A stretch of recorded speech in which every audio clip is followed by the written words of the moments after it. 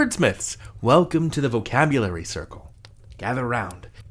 It's time to sit around the fire and learn words and maybe throw pine cones in the fire, but also be responsible around fire because I am technically your teacher for the next 3 minutes and we must recognize that safety comes first. So, what am I teaching you about? Well, our 3 words for this video are traditional, oral, and narrator. I'll go through these words in their various forms and then I'll use them each in a sentence. First, traditional. Traditional.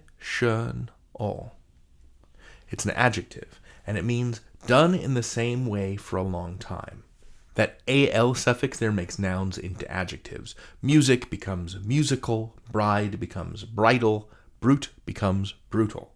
And so, tradition, the noun, becomes traditional. Oral. This is also an adjective, and it means spoken. An oral thing is spoken aloud, like an oral presentation or an oral history, which is a kind of history that is told from person to person rather than written down. Narrator. This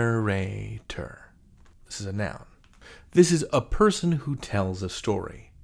If you've thought about stories as being first-person or third-person stories, right, their point of view, the narrator is that person. The person who goes, once upon a time, or I was cold that winter morning when a pigeon stole my hat, or whatever. The narrator is the voice of the story. The verb version of narrator is narrate, which means to tell a story. Now, back to narrator, the or suffix turns it into a thing doer. A governor is a person who governs. A detector is a thing that detects. A narrator is a person who narrates.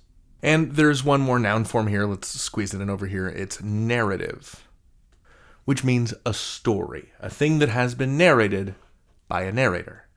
All right, let's use these words in some sentences, huh?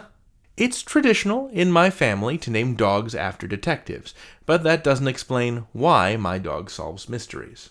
My dog growing up was named Whimsy for Lord Peter Wimsey, who was a detective in a series of mystery novels by Dorothy Sayers.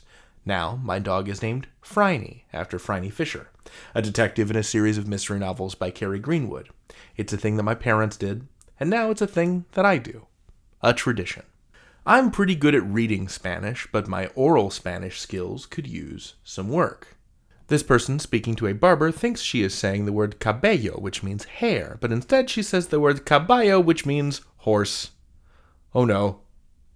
She has trouble speaking Spanish aloud.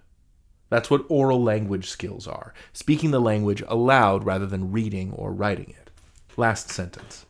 The narrator of this story is a thief in ancient Greece, reaching into that man's bag to steal probably some coins. He is the narrator, the storyteller. The story is from his perspective. He controls the narrative. The fire grows dim, wordsmiths. Our time together grows short, but the vocabulary circle will be here when you need it, and I'll see you in the next one. Until then, you can learn anything. David out.